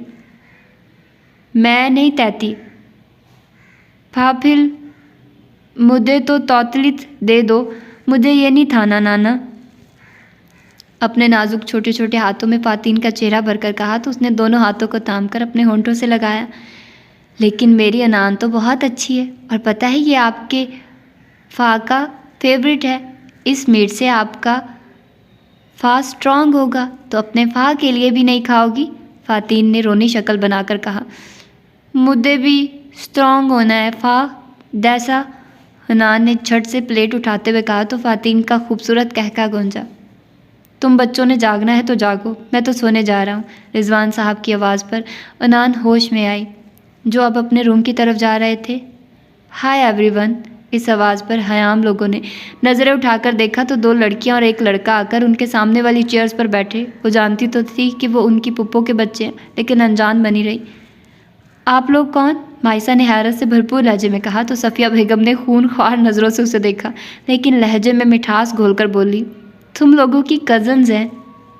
तुम लोगों को तो कभी तौफीक नहीं हुई कि कभी बात ही कर लें, लेकिन मेरे बच्चों को सब रिश्तों का पता है। नहीं पुप्पो, बात वो नहीं, जहाँ तक मुझे पता है आपको बेटियाँ पैदा होने पर एतराज़ होना था ना, इसीलिए मैंने सोचा शायद मायसा ने संजीदा चेहरे से कहा तो सफ़िया बेगम का गुस्से की वजह से चेहरा लाल हो गया, जबकि बसाम ने बगौर मायसा की तरफ देखा। क्या अभी तक बचपन की बातों को तुम नहीं भुला सकी? जब बातें भुलाना आसान नहीं तो क्या हमारा रिश्ता भुलाना आसान है, जिसे तुम सिरे से नज़रअंदाज कर रही हो? मायसा को देखते हुए दिल में उसे मुखातिब किया, लेकिन वो खाना छोड़कर सीढ़ियाँ फलांगती हुई अपने कमरे में चली गई। उसके पीछे निवाल दानियाल की एक्सरे करती नज़रों से बचने के लिए उठकर चली गई। डाइनिंग टेबल पर बस सफ़िया बेगम और उनके बच्चे खाना खाने में मसरूफ़ थे, जबकि अनान मोबाइल में मसरूफ़ अपने ऑर्डर का वेट कर रही थी और हयाम उन सब के उठने का, ताकि मुलाजमा से कहकर सब यहाँ से उठवा सके। अरहम भाई घर आ गए हैं, मैं उनके साथ खाना खाने जा रही हूँ, अनान ने चेयर से उठते हुए कहा तो हयाम ने सर हिलाया, जबकि फ़ाती ने चौंक कर देखा। वो क्यों किसी गैर मर्द के साथ खाना खाने जा रही थी, वो भी रात के उस पहर? अभी वो कुछ कहता कि अनान वहाँ से चली गई तो वो भी उसके पीछे चला गया। कौन है ये अरहम जिसके पास आधी रात को मुंह उठाकर चली गई है? ये सफ़िया बेगम ने तल्ख लहजे में कहा तो हयाम ने संजीदा नज़रों से उनकी तरफ देखा। हज़रत अली रज़ी अल्लाह ताला ने फरमाया, दुनिया में 1000 रिश्ते बनाओ, लेकिन एक रिश्ता ऐसा ज़रूर बनाओ जब वो 1000 आपके ख़िलाफ़ हो तो वो एक आपके साथ हो। तो इस दुनिया में अरहम अंसारी मेरे लिए वही एक रिश्ता है। 1000 क्या सारी दुनिया भी मेरे ख़िलाफ़ हो तब भी वो मेरे साथ ही खड़ा होगा। इतना तारुफ काफ़ी है पुप्पो। हयाम ने अपनी बात ख़त्म करके सवालिया नज़रों से उनकी तरफ देखा और अपनी नशीद से उठ खड़ी हुई, मुलाजमा को आवाज़ देकर टेबल साफ़ करने का कहा और अपने रूम में चली गई। कहाँ जा रही हो तुम? अनान जो गेट क्रॉस करने लगी थी, फ़ाती ने बाजू से पकड़कर अपनी जानिब खींचा तो वो उसके सीने से आ लगी। दोनों के दिल की धड़कन एक पल को मुंतशिर हुई, लेकिन अगले ही पल अनान ने उसे धक्का देकर खुद से दूर किया। स्टे अवे, उंगली उठाकर तनबीह की तो फ़ाती ने सबसे मुठ्ठियाँ भींच ली। वो काफ़ी कूल माइंडेड बंदा था, बहुत कम ही किसी बात पर गुस्सा करता था या करता ही नहीं था, लेकिन वो जब से आया था उसकी इग्नोरेंस बर्दाश्त कर रहा था, माना उनकी कभी बात नहीं हुई थी एक दूसरे से, क्योंकि फूफो का कहना था मामू को ये सब पसंद नहीं और वो चाहते हैं पहले उनकी स्टडीज़ कंप्लीट हो जाए, वरना बच्चियों का ध्यान नहीं लगेगा। और वो जानता था कि अगर वो उससे बात करने लग गया तो खुद के जज्बात को काबू पाना मुश्किल हो जाएगा, इसलिए रब्ता नहीं किया। लेकिन हर ईद पर, उसकी बर्थडे पर, हर मौके पर फ़ाती ने रब्ता करने की कोशिश की। अगर वो कभी जवाब देती थी भी तो फूफो के ज़रिए कि उसे फ़ातीन या उसके किसी भी भाई से बात करने में दिलचस्पी नहीं थी। वो उसकी नाराज़गी समझकर हंस देता था और कितनी बार पाग आने की कोशिश की, लेकिन हर बार कुछ ऐसा हो जाता कि उनमें से कोई भी ना आ पाता। इस सब के दौरान अपने दिल को कैसे समझाया, अपने मुँह ज़ोर जज्बात पर कैसे काबू पाया, सब वही जानता था। डियर शेयर की तो बात ही मत करो मिसिस, इससे बहुत कुछ ज़्यादा करने का हक़ रखता हूँ मैं, अनान की उंगली को उसकी मुट्ठी में बंद करते हुए कहा तो अनान ने तंजिया नज़रों से उसकी तरफ देखा। अपने हकूक़ तो सबको याद रहते हैं, फ़राइज़ भी याद हैं क्या? अनान ने तल्ख लहजे में कहा तो फ़ातीन ने जबड़े भींच दिए। भूरी आंखें पल में सुर्ख हुई, जबकि अनान झटके से मुड़ी और गेट पार कर गई, जबकि फ़ातीन कहीं लम्हे उसे खुद से दूर जाता देखता रहा। मामा ठीक कहती थी, पैसे का पास होना कुछ नहीं होता, रिश्तों का, अपनों का पास होना मायने रखता है। गलत फैसला कर गए हम, हसाम दिल में हसाम से मुखातिब होते हुए कहा, क्योंकि चाहे अनान जितनी मर्जी नफ़रत का इजहार करे या सर्द मोहरी दिखाए, वो आज भी बचपन की तरह उसकी हर बात बिन कहे जान जाता था। उसकी आंखों में गुस्सा और नफ़रत से ज़्यादा शिकवे थे और यही बात फ़ातीन राजपूत को बेचैन करने के लिए काफ़ी थी। मामा कहती थी मियाँ बीवी का रिश्ता अल्लाह को बहुत पसंद है। औरत के लिए उसके शौहर से ज़्यादा मुखलिस कोई नहीं होता, वही उसका मुहाफिज और साहिबान होता है। उस रिश्ते का नेमुल बदल कोई दूसरा रिश्ता नहीं हो सकता। ठीक ही कहती थी वो। इन गुज़रे 18 सालों में यही जाना है मैंने कि कुछ दर्द, तकालीफ़ और बातें हम किसी से भी शेयर नहीं कर पाते, चाहे वो माँ बाप हो या जान से प्यारे बहन भाई। इन बातों को, इस दर्द को हम सिर्फ अपने रूह से जुड़े रिश्ते से कह पाते हैं और कभी कभी तो कहने की भी ज़रूरत पेश नहीं आती। और तुम क्या जानो हसाम राजपूत, ज़िंदगी की किस किस ठोकर पर अपने रब के बाद हयाम राजपूत ने कितनी बेबसी और तकलीफ़ में तुम्हें याद किया था, और जवाब में क्या सुनने को मिलता था। और आज तुम कितने हक से मेरे सामने आकर बैठ गए, जैसे मेरे हाथ इस उम्मीद की डोर थमा कर गए थे कि तुम सिर्फ मेरे रहोगे और वापस लौट आओगे। लौट तो आए हो, लेकिन सिर्फ मेरे कब रहे हो। खूब अंधेर कमरे में कुर्सी की पुष्ट से सर टिकाए, हाथ में पकड़े लाइटर को जलाने और कभी बुझाने के अमल के दौरान सपाट नज़रें गैर मरई नुक्ते पर मरकूज थी। मियाँ बीवी को एक दूसरे से नफरत हो जाती है क्या? मामा तो कहती थी निकाह में बहुत बरकत तो ताकत होती है, अल्लाह दिलों में मोहब्बत डाल देता है। तो फिर तुम्हें क्यों ना हुई मुझसे मोहब्बत दानियाल राजपूत? मोहब्बत ना सही गैरतमंद मर्द बन के अपनी इज्जत को अपनी आंखों के सामने रखते। तुम्हें पता है मुझे तुमसे नफरत नहीं, क्योंकि मैं बहुत शिद्दत पसंद हूँ और शदीद नफरत शदीद मोहब्बत का ही दूसरा रुख होती है। और जिस रिश्ते में रब खुद मोहब्बत पैदा करे तो मैं नफरत कैसे कर सकती हूँ? तुमसे तो जंग है मेरी, और नबाल राजपूत को इस जंग को जीतने के लिए मरना भी पड़ा तो वो मर जाएगी। टेरेस पर खड़ी चांद को तकते हुए हमेशा की तरह वो आज भी अपने ख्यालों में दानियाल राजपूत से मुखातिब थी। मैं छोटी थी, तुमसे जुड़े रिश्ते को नहीं जानती थी, लेकिन जब मामा कहती थी तुम मेरे प्रिंस हो और मुझे अपने साथ ले जाओगे, तो तुम्हारे साथ जाने के ख्वाब खुद ब खुद मेरी पलकों पर आन ठहरे। और जब वो सब माइसा ने बुरी तरह से अपने होठ कुचले, कभी अपनी बहनों से ना कह सकी, उनके सामने आंखों में आंसू आ जाते थे, लेकिन कभी बहने की इजाज़त नहीं दी थी। लेकिन हर रात शिद्दत से तुम्हें याद किया। मेरा दिल चाहता था तुम मेरे पास हो तो तुम्हें गले लग कर अपना सारा दर्द आंसुओं के ज़रिए बहा दूँ। मेरा दिल चाहता बसाम राजपूत कि इतना चीख चीख कर रहूं कि मेरे अंदर मौजूद वहशतें जो सन्नाटे हैं उनकी दीवारें गिर जाएं। मेरे हर आंसू पर तुम्हें अपनी जान निकलती महसूस हो।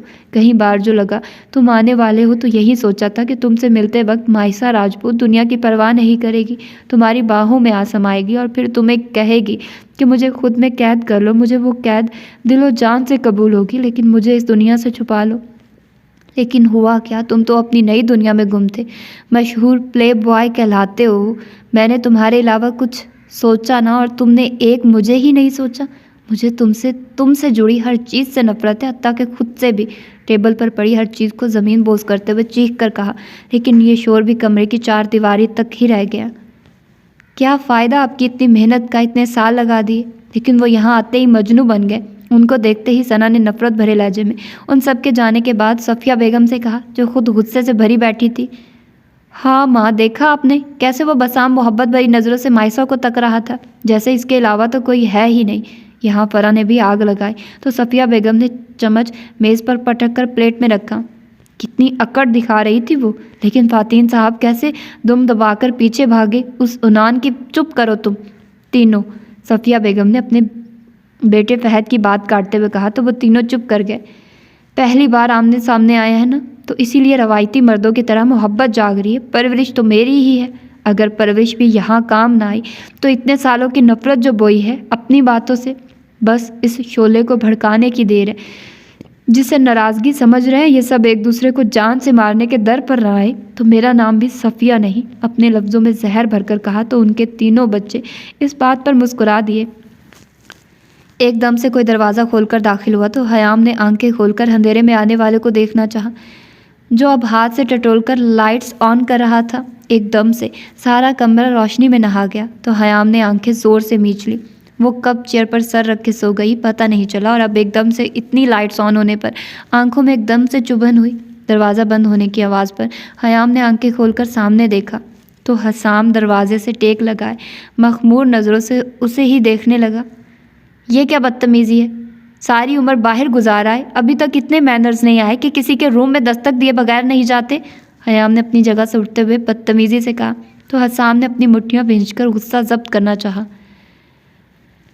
रूम छोड़ो, मैं तो चेंजिंग रूम में भी विदाउट परमिशन आने का हक रखता हूँ। माई हार्ट बीट, हसाम ने गमगीन आवाज़ में कहा तो हयाम ने सख्त नज़रों से उसे घूरा। शायद वो समझ रहा था कि उसे स्पेनिश नहीं आती, लेकिन वो नहीं जानता था कि बिज़नेस की वजह से कई ममालिक में जा चुकी है तो उसे काफ़ी ज़बानें आती थी। ऐसे हवस के मारे दिल की जाने कितनी धड़कनें होंगी, मुझे इनमें शुमार ना ही करो तो बेहतर है। हसाम को लगा किसी ने पिघलता हुआ शीशा उसके कानों में अंडेल दिया। सियाह आंखें पल में सुर्ख हुई, लंबे लंबे डग भरता वो पल में हयाम के रूबरू खड़ा हुआ, जो संजीदा नज़रों से उसे ही देख रही थी। दोनों हाथों में हयाम के बाजू दबोचकर खुद के करीब किया, जो कि अभी भी संजीदा नज़रें लिए उसे ही देख रही थी। आज मैंने सुन लिया और बर्दाश्त भी कर लिया मिसेस, आइंदा ये गलती कभी ना करना, क्योंकि मोहब्बत और किरदार दोनों पर हसाम राजपूत कोई बात बर्दाश्त नहीं कर सकता। सर्द लहजे में हयाम की आंखों में आंखें डालकर कहा तो वह हनूज संजीदा चेहरा लिए उसे देख रही थी, जैसे कहना चाह रही हो जो मर्जी कहो, मुझे फ़र्क नहीं पड़ता। लेकिन अपने हाथों में नाजुक खुशबुओं में भरा वजूद हसाम राजपूत को अपने असाबों पर छाता महसूस हो रहा था। बाजुओं से सिरकते हुए हाथ कमर पर आए और कमर पर गिरफ्त मजबूत करके रहा सहा फासला भी ख़त्म कर दिया। हसाम ने तहकाक भरी नज़रों से हयाम के चेहरे के नकूश दिल में कैद किए। तुम क्या जानो मिसिस, तुम्हारे लिए ये हसाम राजपूत कितना तड़पा है। गंभीर आवाज़ में नज़रों के रास्ते हयाम को दिल में उतारते हुए कहा तो उसने तल्खी से मुस्कुराकर हसाम को देखा और अपने दोनों हाथ उसके कंधे पर रख दिए।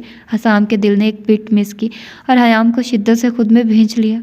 सोचता था जब तुम्हें मिलूंगा तो क्या बात करूंगा, कहाँ से शुरू करूंगा, लेकिन जब तुम सामने आई तो लगा मैं तो सदियों से तुमसे बातें करता आया हूँ, कोई तमहीद बांधने की ज़रूरत ही पेश नहीं आई। सामने वजूद मेरा था, मेरी मलकियत, मेरी हर आती जाती सांस की गवाही था। ना कोई झिझक महसूस हुई, बस महसूस हुई तो मोहब्बत, अपनापन। यह एहसास महसूस हुआ कि तुम तो अज़ल से मेरी थी। अपनी गमगीन आवाज़ में सरगोशी करता वो हयाम के दिल की धड़कनें मुंतशिर कर गया। लेकिन माजी एकदम से नज़रों के सामने लहराया तो हयाम ने सख्ती से होंठ भींच लिए और नज़रें उठाकर देखा तो आंखों में जज्बात का ठाठे मारता समंदर लिए उसे ही देख रहा था। तुम्हें यह सब करने की ज़रूरत नहीं है। हयाम की बात पर हसाम ने हैरान नज़रों से उसे, मैंने कभी किसी का हक नहीं मारा तो तुम्हारा कैसे हक रख सकती हूँ। अगर ये सब अपना हक लेने के लिए कर रहे हो तो ले लो, लेकिन इसके बाद मुझे अपनी शक्ल कभी मत दिखाना। हयाम की बात पर हसाम ने बेयकीनी से उसकी तरफ देखा। आंखों में अपने लिए बेअतनाई और नफरत देखकर उसे अपना दम घुटता महसूस हुआ। कहने को जैसे कोई लफ्ज़ ही नहीं बचा था। एकदम से हयाम को खुद से दूर धक्का दिया। बेयकीनी की जगह गुस्से ने ले ली। खून ख्वार नज़रों से आग सी तपिश लिए हयाम को देखा। हसाम के ऐसे देखने पर एक सर्द लहर अपने वजूद में सरायत करती महसूस हुई, लेकिन सर चटककर उसकी आंखों में अपनी आंखें गाड़ी। बहुत शौक़ है ना हक देने का, तो तैयार रहना मिसिस हसाम राजपूत, बहुत जल्द अपना हक तुमसे वसूल करूँगा और शक्ल तो सारी ज़िंदगी तुम्हें यहीं देखनी पड़ेगी। तुम्हारे नाम पर तो मेरी छाप है, लेकिन तुम्हारे वजूद पर भी इतनी गहरी छाप छोड़ूंगा कि जब भी चेहरा देखोगी तो मेरा ही अक्स पाओगी। दबी दबी आवाज़ में घराकर कहा और लंबे लंबे डग भरता वहाँ से चला गया, जबकि हयाम अभी भी बंद दरवाजे को देख रही थी। उठी नहीं तुम्हारी बहन और उसकी औलाद? फिरदौस बेगम ने सख्त लहजे में पूछा तो रिजवान साहब गड़बड़ा गए। नहीं, दरअसल बच्चों और बाजी को शायद लेट उठने की आदत है। फिरदौस बेगम ने उनकारा भरा। वह जानती थी कैसे उस औरत और उसकी माँ ने उनकी मासूम लाडो पली बेटी की ज़िंदगी अजाब कर रखी थी और कैसे उनकी नवासियों के शौहरों को उनसे दूर ले गई थी। बेशक वो तब छोटे थे, लेकिन वो उनका मकसद जानती थी। अब उनकी यही कोशिश थी जब तक वो इस घर में है उनका सामना कम ही हो। मायसा बेटा, आज हसाम और बसाम आपके साथ ऑफिस जाएंगे। उनकी कंपनी की सारी डिटेल्स आप उन्हें समझा दीजिएगा। रिजवान साहब ने मायसा को मुखातिब कहकर कहा तो उसने सर हिलाने पर इत्तफाक किया। बसाम ने बगौर जायज़ा लिया, चेहरे की तरफ देखा। वो कल भी संजीदा थी, लेकिन आज संजीदगी में इजाफा हो गया था। सिर्फ मायसा ही नहीं, बाकी तीनों भी कल की निस्बत ज़्यादा संजीदा थे। और फातीन बेटा, आपका हॉस्पिटल के बारे में क्या इरादा है? जी चाचू, अल्हम्दुलिल्लाह सारा काम तो मुकम्मल है, बस कल कुछ डॉक्टर्स के इंटरव्यू हैं और आज अगर मैं सब कुछ चेक कर लूँगा। थैंक यू सो मच चाचू, आपने हॉस्पिटल बनाने में इतनी हेल्प की, वरना मेरा स्टडी और हाउस जॉब के बाद आना काफ़ी मुश्किल था। हसाम और बसाम ने अपने बाबा का बिज़नेस संभाला था, जबकि फ़ातीन को डॉक्टर बनने का शौक़ था और दानियाल को लॉयर। इसीलिए जब फ़ातीन ने मेडिकल की स्टडी स्टार्ट की तो रिजवान साहब ने उसके लिए यहाँ हॉस्पिटल तामीर करवाना शुरू कर दिया। ये सिर्फ उन्होंने अपने भाई के बेटे के लिए करवाया था, ना कि अपना दामाद समझकर, क्योंकि वो अपनी बेटियों पर कोई दबाव नहीं डालना चाहते थे। डैड, आज मैं अरहम के साथ जाने वाली हूँ, लेट हो जाऊँगी, वेट मत कीजिएगा। मैं चेंज कर रहा हूँ, हयाम ने उठते हुए कहा तो रिजवान साहब ने सर हिलाकर उसे इजाज़त दी। हयाम ने अपने कमरे का रुख किया। आज वो ब्रेकफास्ट के लिए लेट हो गई थी, इसीलिए रेडी नहीं हो सकी। उसे पता था जब तक वो चारों सुबह उनके साथ नाश्ता न करती तो रिजवान साहब ने भी कुछ नहीं खाना था और खाने के बाद उनकी मेडिसिन लेना ज़रूरी था। इसीलिए हयाम ने पहले नाश्ता करने का सोचा। तुम कहाँ जा रहे हो लड़के? हसाम को अपनी जगह से उठते हुए देखकर फिरदौस बेगम ने सख्त लहजे में पूछा। हयाम से बात करनी है मुझे। बिना उनकी तरफ देखे लंबे लंबे डग भरता हसाम हयाम के रूम की जानी बढ़ा। क्या बेशर्मी है, कितनी डिठाई से गया है ये लड़का, और तुम कुछ कह भी नहीं रहे। जवान जहान लड़की के कमरे में चला गया, वो तुम्हारा भतीजा। फिरदौस बेगम को तो सोच सोच कर ही तप चढ़ी जा रही थी। वो नहीं चाहती थी उनके नवासियों के साथ भी वही सलूक हो जो उनकी बेटी के साथ हुआ। इसीलिए वो चाहती थी जितनी जल्दी हो सके ये निकाह ख़त्म हो जाए। वो सिर्फ भतीजा नहीं, चचा जान का दामाद भी है। शायद आप भूल रही हैं कि वो हयाम का शौहर है। रिजवान साहब के कुछ बोलने से पहले ही दानियाल ने अपना गुस्सा दबाते हुए सर लहजे में कहा तो फिरदौस बेगम ने सर झटका। कहाँ का शौहर? सिर्फ 2 बोल निकाह के हुए हैं और इसकी कोई हैसियत नहीं, और तुम लोग मेहमान हो, इस बात पर बहस करके कोई बदमज़गी नहीं चाहती मैं, फिरदौस बेगम ने उठते हुए कहा, और अख्तर साहब का हाथ पकड़कर उन्हें उठने में मदद दी और उन्हें लिए अपने रूम की तरफ बढ़ गई। जबकि दानियाल के साथ साथ उनकी बात पर फातीन और बसाम ने भी गुस्से से अपने जबड़े भिंचे। वो काफ़ी उम्र की हो गई हैं, इसलिए उन्हें पता नहीं चलता, कभी बहुत गुस्सा और कभी बहुत प्यार से बात करती हैं। रिजवान साहब ने माहौल की कशीदगी को ख़त्म करने के लिए कहा, बाबा आपकी इस तरह वजाहतें पेश करने से हकीकत तो नहीं बदल जाएगी ना? माइसा ने उठते हुए कहा। तो बसाम ने अपनी सुर्ख होती आंखों से माइसा को घूरा। सीरियसली? तो फिर तुम्हारे ख्याल में हकीकत क्या है? बसाम ने सर लहजे में इस्तफार किया, जिस पर माइसा ने नज़रें उठाकर उसकी तरफ देखा। ग्रे पैंट कोट के साथ वाइट शर्ट पहने, घने ब्राउन बालों को जेल से सेट किए, अपने दोनों हाथ टेबल पर रखे, पुश चेयर से टिकाए, वो मुकम्मल तौर पर उसकी तरफ ही मुतवज्जे था। भूरी आंखें उस वक्त गुस्सा जब्त करने की कोशिश में लम्हा ब लम्हा सुर्ख हो रही थी। इस मौजू पर फिर कभी बात करेंगे, अभी तुम सब जाओ अपने अपने कामों पर। रिजवान साहब ने माइसा के बोलने से पहले ही उठते हुए बात ख़त्म की और उन सबको जाने का कहा, जिस पर निबाल ने उठते हुए हयाम की कार की चाबियां उठाई, क्योंकि आज वो तो लेकर नहीं जा रही थी, इसलिए उसने सोचा वो बाइक की बजाय उस पर चली जाएगी। मैं तो सोने जा रही हूँ भाई, आज शाम में है शो मेरा, अनान ने उठते हुए कहा और सीढ़ियों की जानिब बढ़ गई। अनान के जाते ही फातीन भी वहाँ से उठ गया और अपने कदम बाहर की जानिब बढ़ाए, जिसकी खातिर बेमकसद वो कब से वहाँ बैठा था। जब वो ही नहीं थी तो क्या फ़ायदा था उन सब का मेलो ड्रामा देखने का। उसे पता था वो नाराज़ है, उन्हें प्यार मोहब्बत से मनाएंगे तो वो मान जाएगी, लेकिन उसके जलाद भाई जो दुनिया को नोक पर रखते हैं उन्हें मनाना ही कब आता है। इसलिए वो नाराज़गी या गुस्से में कुछ कहती हैं तो वो उससे 2 हाथ आगे जाते हैं। फातीन ने सोचकर सर झटका और कार में अपना बैग रखा और गैर इरादी नज़र ऊपर उठाई तो अनान टेरेस पर खड़ी फ़ोन पर किसी से बात करने में मसरूफ़ नज़र आई। हंसते हुए शायद उसकी आंखों में पानी आया था जो उसने अपनी उंगली से साफ़ किया। अनान को मुस्कुराते हुए देखकर फातीन को अपनी रूह तक सुकून महसूस हुआ, लेकिन यह सिर्फ वक्ती था। क्या फ़ोन पर कोई लड़का मौजूद है? वो जो कार से टेक लगाए उसे देखने में मसरूफ़ था। दिमाग में आने वाली सोच पर एकदम से सीधा हुआ, लड़की भी तो हो सकती है, अपने ख्याल की नफ़ी की। लेकिन चाचू ने तो बताया था कि वो दोस्त नहीं बनाती, और दोस्त में तो लड़कियां ही होती हैं ना। उलझन भरी नज़रों से अनान को देखा जो अभी भी मुस्कुराते हुए बात करने में मसरूफ़ थी। कभी हवा की दोष पर चेहरे पर आ जाने वाली जुल्फ़ों को अपने कान के पीछे अड़सती, कितना दिलकश मंजर लग रहा था ये। लेकिन इस सोच के आने से पहले पहले अगर लड़का दोस्त हुआ, चलो दोस्त तो हुआ, लेकिन कौन दोस्त सुबह सुबह फ़ोन करके गप्पे हाँकता है। एकदम गुस्से की शदीद लहर वजूद में सरायत करके कार का दरवाज़ा ज़ोर से बंद करके अपने कदम मेंशन के अंदर बढ़ाए। तन करता हुआ वो बाहर आने वाले दानियाल से टकराया, जो निवाल के जाने का वेट कर रहा था कि वो जाए और फिर उसके पीछे वो निकले। क्या हुआ भाई, ये लाल भभूका बनकर कहाँ जा रहे हैं? आगे जाते फातीन का बाजू थाम कर कहा तो फातीन झटके से मुड़ा। अगर तुम नहीं चाहते दानियाल कि मैं तुम्हारे दांत तोड़कर हाथ में दे दूं और निबाल को तुम्हें रिजेक्ट करने का एक और मौका मिल जाए तो शराफत से यहाँ से दफ़ा हो जाओ। फातीन गुस्से से धाड़ा तो दानियाल ने होंठों तले लब दबाकर उसका बाजू छोड़ दिया तो वो सीढ़ियाँ फलांगता हुआ पल में अनान के कमरे तक पहुँचा। जबकि उसके जाने के बाद निबाल वाली बात पर दानियाल के तासुरात बदले। उसके पास मुझे रिजेक्ट करने के लाख रीज़न्स हो और एक्सेप्ट करने का एक भी नहीं, तब भी उसे आना तो दानियाल राजपूत के पास ही है। हसाम रूम में आया तो उसे वो कहीं नहीं दिखी, शायद चेंजिंग रूम में हो। हयाम के बाहर आने का इंतज़ार करते हुए वो साइड पर पड़े सोफे पर बरजमान हो गया। हयाम जो अपने ध्यान में यूनिफॉर्म पहनकर बाहर आई थी और बिना किसी तरफ देखे मिरर के सामने जाकर खड़ी हो गई, जबकि हसाम उसे पुलिस यूनिफॉर्म में देखकर मबहूत हो गया और फ़ख्र भी महसूस हुआ। जबकि हयाम संजीदा नज़रों से आईने में अपना अक्स देख रही थी, चेहरे से होते हुए नज़रें अपने पेट पर गई, जहाँ हाथ पेट पर रखकर बुरी तरह से अपना नीचे वाला लब कुचला। हसाम जो बगौर से उसे देख रहा था उठकर दबे कदमों से उसके पीछे आकर खड़ा हो गया। उसे हयाम इस वक्त खोई खोई सी महसूस हुई, जो हसाम का पीछे खड़ा होना महसूस नहीं कर पाई। हयाम ने अपनी शर्ट को पकड़कर ऊपर करना चाहा, जब हसाम ने पीछे से अपने हसार में लेते हुए शर्ट ऊपर उठाते हुए हाथ पर अपने हाथ रखकर अपने दोनों हाथ हयाम के पेट पर बांध दिए, जबकि हयाम को अपना वजूद उस वक्त साकित होता महसूस हुआ।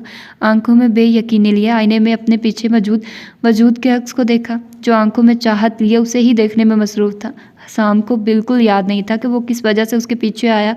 वो तो अरहम नामी बना के बारे में बहस करने आया था, लेकिन उसे इस वक्त अपना आप बहकता हुआ महसूस हुआ।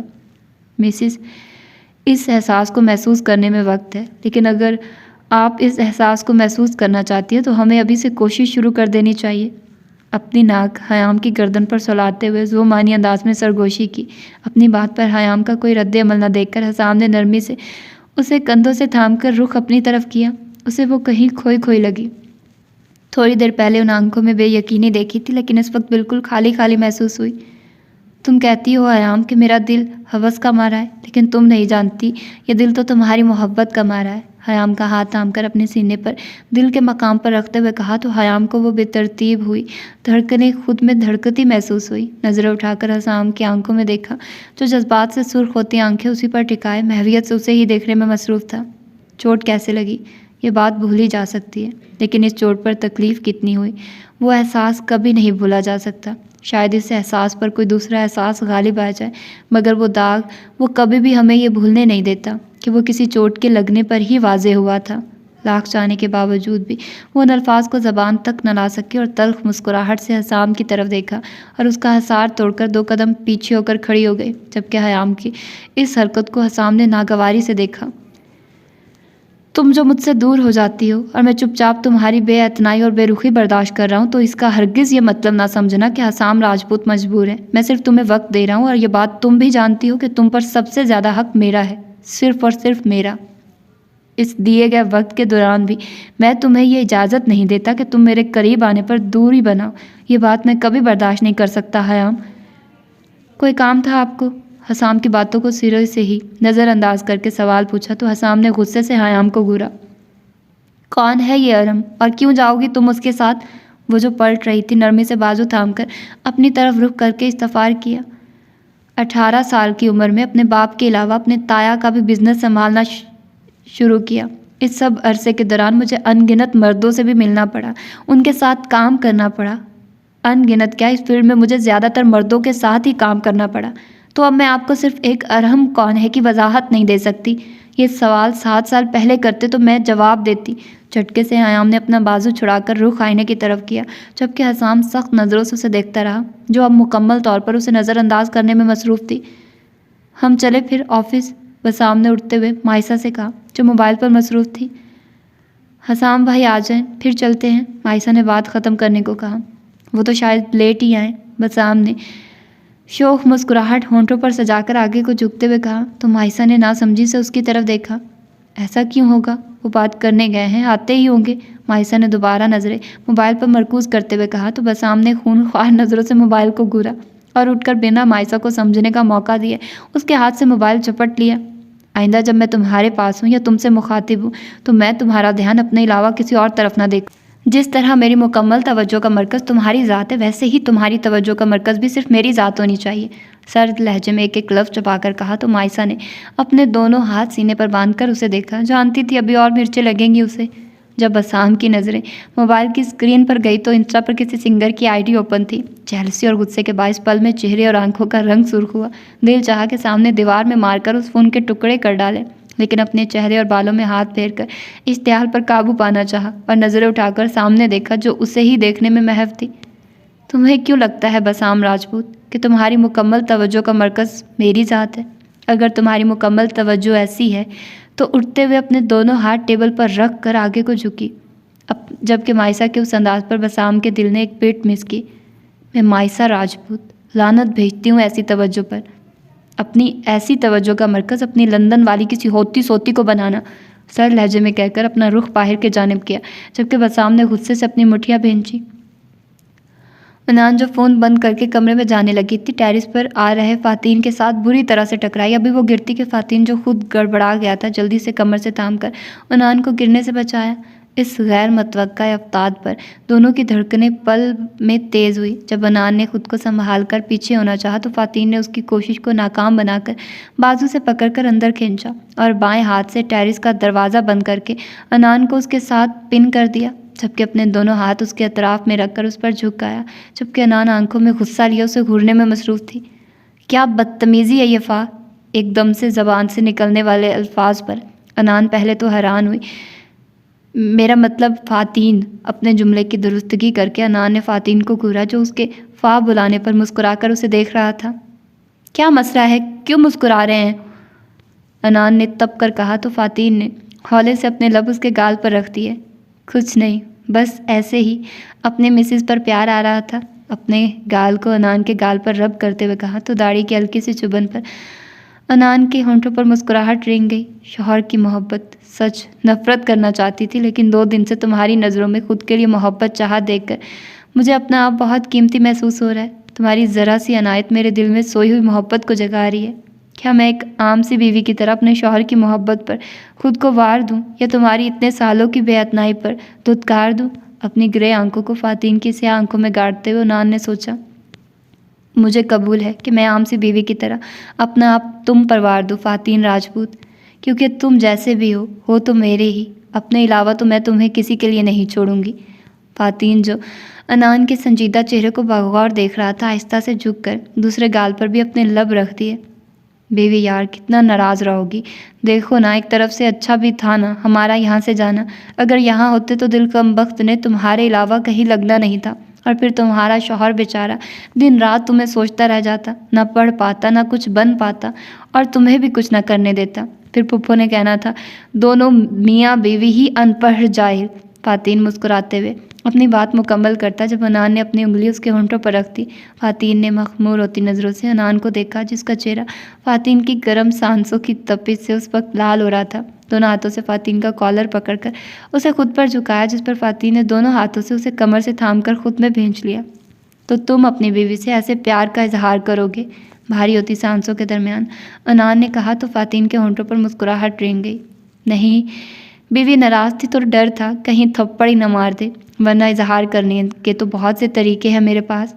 अनान की गर्दन में मुंह छुपाते हुए कहा तो अनान ने झटके से फ़ातिन को कॉलर से पकड़कर सामने किया, जो इस वक्त जज्बात से सुर्ख होती आंखों से अनान को देख रहा था। अभी वो कुछ कहता कि अनान ने अपने लब फ़ातिन के लबों पर रख दिए। अनान की बेबाकी पर पहले तो वो शौक हुआ, फिर अपनी बीवी की दलेरी पर होंठों पर मुस्कुराहट आई। अपना एक हाथ कमर पर लपेट कर और दूसरा हाथ अनान के बालों में उलझा दिया। अनान पीछे हटते कि फ़ातिन ने उसकी कोशिश नाकाम बनाकर पूरी शिद्दत से उसकी सांसों से अपनी सांसें उलझा दी। कतरा कतरा करके खुद में अनान की खुशबू को अँडेरने लगा।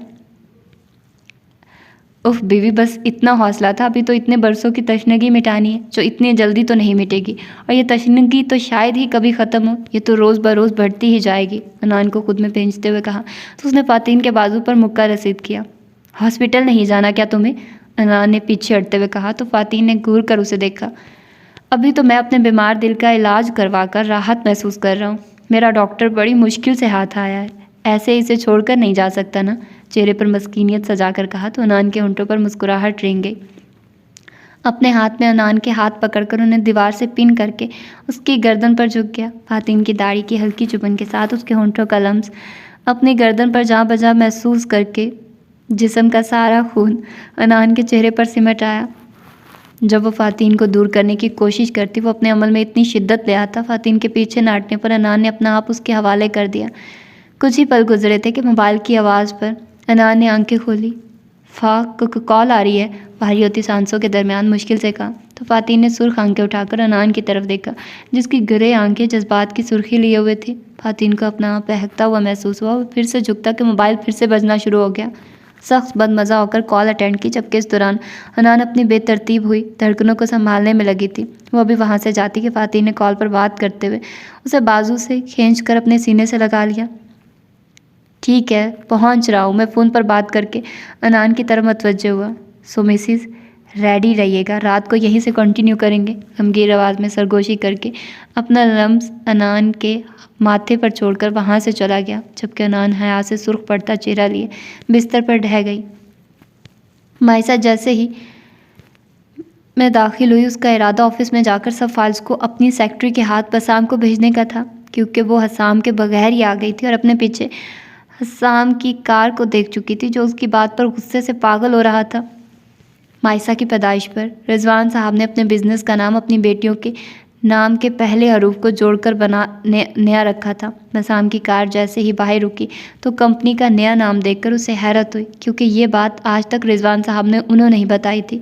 अगर कभी बिजनेस के हवाले से कोई बात भी होती तो वो कंपनी के पहले नाम से ही करते थे, HANM, हानम।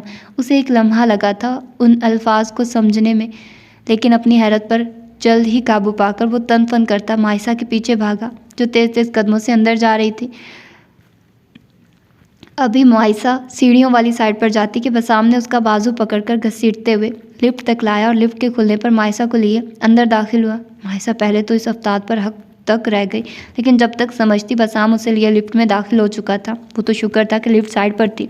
अभी स्टाफ भी आकर अपनी चीज़ें सेट करने में मसरूफ़ था, इसीलिए ज़्यादा ध्यान नहीं दिया। होश में आते मायसा ने लिफ्ट से बाहर निकलना चाहा तो बसाम ने अपना बाजू आगे करके उसे रोक दिया और बटन प्रेस करने लगा। बसाम, मुझे बाहर जाना है, बाद में बात करते हैं, मायसा ने इल्तिजाई अंदाज में कहा तो बसाम ने बगैर उसके लहजे पर गौर किए मायसा को ज़बरदस्ती पीछे खींचा, जो बाहर जाने की कोशिश कर रही थी। बसाम ने मायसा को पीछे करके लिफ्ट का बटन दोबारा दबाया, जिसे वो फर्स्ट फ्लोर पर रोक चुकी थी। बसाम के पीछे करने पर मायसा अपने पसीने से भीगते वजूद को लेकर पीछे दीवार से चिपक गई। मेरा ज़ब्त मत आजमाओ मिसिस बसाम राजपूत, वरना जो मैं करूँगा तुम सारी उम्र नहीं भूल सकोगी, अपने बालों में हाथ फंसाकर घराकर कहा। लेकिन अपने पीछे मायसा की सिसकियाँ सुनकर जैसे ही वह सामने पलटकर देखा तो अपनी सांसें रुकती हुई महसूस हुई। वो कुछ ही देर में मुकम्मल पसीने से भीग चुकी थी, सांसें अखड़ रही थी और आहिस्ता आहिस्ता ज़मीन पर बैठती चली जा रही थी। जब बसाम अपने सख्ते सी कैफियत से निकल कर उस तक पहुँचा, मायसा अपने बाहों में भर लिया। मायसा मेरी जान, क्या हुआ, इधर देखो। मायसा बसाम एकदम से चलाया। मुझे सांस वो खुद को बसाम से दूर करते हुए कहा तो बसाम ने उसे खुद में भींच लिया। सांस लो मायसा, कुछ नहीं होता। अभी वो बात करता कि लिफ्ट का दरवाज़ा हयाम के रूम में खुला। मायसा को बाजुओं में उठाकर बसाम रूम में दाखिल हुआ और वहाँ पड़े सोफे पर मायसा को लिटाया, जिसकी सांसें अभी भी अखड़ रही थी। रंग एकदम से नीला पड़ गया। बसाम की आंखें पल में आंसू से भरी। सांस मायसा को नहीं आ रही थी तो दम अपना घुटता महसूस हो रहा था। कभी उसके हाथ सुलाता और कभी पाँव। अनहेलर, मायसा ने अटकते हुए कहना चाहा, जो बसाम को बिल्कुल समझ नहीं आ रहा था। मेरी जान, मेरी ज़िंदगी मायसा, आई एम सो सॉरी यार, मैं क्या करूं। बसाम को अपना दिमाग मफलूज होता महसूस हो रहा था। इतनी समझ नहीं आ रही थी कि किसी को कॉल कर ले। मायसा ने खुद पर झुके बसाम की गर्दन में हाथ डालकर खुद पर झुकाया और अपने लबों की गिरफ्त बसाम के होंठों पर सख्त करके उसकी सांसों को खुद में अंडेलने लगी। जबकि बसाम की दिल की धड़कन एकदम से साकित हो गई। वो इतना घबरा गया था कि उसे समझ ही नहीं आई कि उसे सांस नहीं आ रही तो मतलब वो इनहेलर कह रही थी। अपनी हैरानगी और बेवकूफ़ी पर लानत भेजकर मायसा की तरफ मतवज्जह हुआ, जो पूरे हक से बसाम की सांसों को खुद में अंडेल रही थी। बसाम को पीछे करके मायसा उठ बैठी और अपना सर दोनों हाथों में थाम लिया। क्या हुआ मायसा, तबीयत ज़्यादा ख़राब है क्या? मायसा के सामने घुटनों के बल बैठते हुए बसाम ने फिक्रमंदी से इस्तफार किया तो मायसा ने भीगी आंखों से उसकी तरफ देखा। मायसा के हाथ को थामते हुए कहा, जिसे उसने नरमी से पीछे कर लिया और उठ खड़ी हुई। मैं ठीक हूँ, इसकी ज़रूरत नहीं, मायसा ने टेबल की तरफ जाते हुए कहा तो बसाम ने बेबसी से उसकी पुश्त को देखा और खड़ा होकर इर्द गिर्द नज़रें दौड़ाई। ये ऑफिस रिजवान साहब का था, जो उनके बाद हयाम ने संभाल लिया था। बसाम को याद आया जब वो छोटी नाजुक सी मायसा को अंकल से मिलवाने ऑफिस लाता था, कितना रोती थी मायसा। वो बसाम ने मुस्कुराते हुए ऑफिस को देखा। कुछ याद आने पर वो मायसा की तरफ पलटा। तुम इनहेलर मांग रही थी ना मायसा, क्या तुम्हें? ऐसा कुछ नहीं है, बस लिफ्ट में मेरा दिल घबराता है और तुम मुझे ज़बरदस्ती ले गए, मायसा ने बसाम की बात काटते हुए कहा तो उसने समझ कर सर हिला दिया। फिर होंठों पर शोक मुस्कुराहट लिए उसकी जाने बढ़ा, जो फाइल्स देखने में मसरूफ़ थी। तो फिर मानती हो ना कि तुम्हारा मुझ पर हक है और ये हक हमारे रिश्ते की ही बदौलत है, और इसी हक को इस्तेमाल करते हुए तुम खुद मेरे इतने करीब आ गई, बसाम ने टेबल पर आगे को झुकते हुए शोक लहजे में कहा। तो मायसा ने नज़रें उठाकर उसकी तरफ देखा, मगर बिना जवाब दिए दोबारा उसे फाइल्स पर झुका लिया। अब जब तुम मुझ पर हक जता चुकी हो तो मैं इसका मतलब तुम्हारी रजामंदी ही समझूँ ना, कि अब मैं भी जब चाहे जैसे मर्जी अपना हक तुम पर। होंठ को दांतों तले दबाकर फिक्रा अधूरा छोड़कर मायसा को देखा, जो फाइल को साइड पर करके उसकी तरफ मतवज्जे हुई थी। मरने वालों को बस सांसों से मतलब होता है, वो जैसे भी मुयस्सर हो जाए। तुम्हारे अलावा कोई और होता मैं तब भी उससे। Just shut up, shut your mouth, एकदम अपनी जगह से उठते हुए कुर्सी को पीछे को ठोकर मार कर धाड़ा। मायसा की बात पर बसाम को ऐसे लगा जैसे किसी ने पिघलता हुआ शीशा उसके कानों में अंडेल दिया हो। वो तो मायसा राजपूत पर किसी का साया तक बर्दाश्त न करे, कजा के उसका खुद के लिए इस कदर घटिया लफ्ज़ों का इस्तेमाल बसाम को जलते अंगारों पर लौटा गया। मायसा राजपूत, तुम्हारी इस घटिया बात पर मेरा दिल कर रहा है तुम्हें अपनी एक एक सांस में इतना जहर भर दूं कि तुम तड़प जाओ सांसों के लिए। जिस जबान से तुमने ये बात कही वो जबान हलक से खींच निकालो। पूरी आंखें उस वक्त खून छलकाने को तैयार थी जो अपनी आँख की मानित जज्बों से सामने वाले को जलाकर राख कर देना चाहता था। मायसा ने अपने खुश्क पड़ते होंठों पर जबान फेरी और उसे देखा जो चक्कर काटता अपना गुस्सा कम करने की कोशिश कर रहा था। तुम अब ओवर रिएक्ट कर रहे हो, मैंने बस एक बात, मायसा ने हिम्मत करते हुए कहना चाहा जब बसाम ने ज़ोर से अपने दोनों हाथ टेबल पर मारे। एक बात? माई फुट, तुम्हारी एक बात, तुम्हें अंदाज़ा भी है कि क्या बकवास कर चुकी हो तुम? मेरी बीवी मुझे कह रही है कि मेरी जगह कोई भी होता तो मुझसे सिर्फ अपनी सांसों से मतलब था। अगर मुझे अपनी तरफ उंगली से इशारा करते हुए खूनख्वार नज़रों से मायसा को देखा, मुझे बसाम राजपूत को सारी उम्र अपनी एक एक सांस देकर भी तुम्हें ज़िंदा रखना पड़े तो मैं कभी पीछे नहीं हटूंगा। मगर जो बकवास तुमने आज की है ना, अगर मैं तुम्हारी सांसों की डोर खींचने में एक सेकंड नहीं लगाऊंगा। बसाम ने सर्द आवाज़ में घर आकर कहा तो मायसा की रीढ़ की हड्डी में सनसनाहट दौड़ गई। बसाम झटके से पीछे होता ऑफिस से मुंसलिक रूम की जानिब बढ़ गया और धड़ से दरवाज़ा बंद किया। मायसा बसाम की इस कदर जुनूनियत देखकर काम गई, आंखों में हैरत का समंदर मौजूद था। मेरी बात बर्दाश्त नहीं कर पा रहे हैं, अगर कभी तुम्हें पता लगा कि मैं, आंखें लबाब आंसुओं से भर गई। बुरी तरह से अपने लब को चलते हुए वाशरूम के बंद दरवाजे को देखा। और ये है इसकी फ़र्स्ट एपिसोड। मेरी पूरी कोशिश होगी कि इसकी सेकंड एपिसोड भी आज दे दूँ, लेकिन यार ये बहुत ज़्यादा रोमांटिक है ये कुछ ज़्यादा ही रोमांटिक, तो कुछ सीन्स मुझे छोड़ने पड़ेंगे इसके। और मुझे लग रहा है कि ये चूँकि 4 कपल्स हैं तो फिर इनका कुछ ज़्यादा ही लफड़ा होगा, इस तरह का वर्णन, हाँ तो ये ज़्यादा ही होगा। तो अब मजबूरी है, क्या किया जा सकता है। अब एक इसकी एपिसोड मैं पढ़ चुकी हूँ, इसकी सेकंड एपिसोड भी आप लोगों को आज ही मिल जाएगी। मैं ऑलरेडी 2-3 ऐसे नॉवेल्स पढ़ चुकी हूँ जो मुझे पसंद नहीं आए थे और फिर मैंने उनको ऐसे ही स्किप कर दिया। मेरा बिल्कुल मूड नहीं है कि इसको मैं ऐसे ही स्किप कर दूँ या छोड़ दूँ। सच्ची मैंने एक पूरा नावल रिकॉर्ड करके अपलोड कर दिया, लेकिन मैं उसको आगे आप लोगों को कन्वे नहीं किया, पब्लिक नहीं किया, क्योंकि मुझे पढ़ने में अच्छा नहीं लग रहा। अच्छा तो ये भी नहीं लग रहा है, लेकिन अब मेरी हिम्मत नहीं है, क्योंकि मैं ठंड में पहले ही इतनी मुश्किल से मैंने उसको रिकॉर्ड किया था। अब मैं उसको भी डिलीट कर रही हूँ क्योंकि मैं सेटिस्फाइड नहीं हूँ कि उसको पढ़ना भी मुश्किल लग रहा है मुझे। तो सेटिस्फाइड मैं इसको भी नहीं हूँ, लेकिन अब मैं इसको छोड़ नहीं सकती। तो आप लोग अपना फीडबैक दीजिएगा मुझे, आप लोगों को कैसा लग रहा है। अगर आप लोगों को भी पसंद नहीं आ रहा तो मैं इसको इधर ही स्किप कर दूँगी, मतलब इसकी 1-2 एपिसोड्स रिकॉर्ड करूँगी, उसके बाद मैं अपलोड नहीं करूँगी। तो आप लोग बताइए, आप लोगों को ठीक लग रहा है तो मैं इसको कंटिन्यू करूँगी। तो फिर मिलते हैं इंशाल्लाह इसके सेकंड पार्ट में। अपना ढेर सारा ख्याल रखिएगा। अल्लाह हाफिज़।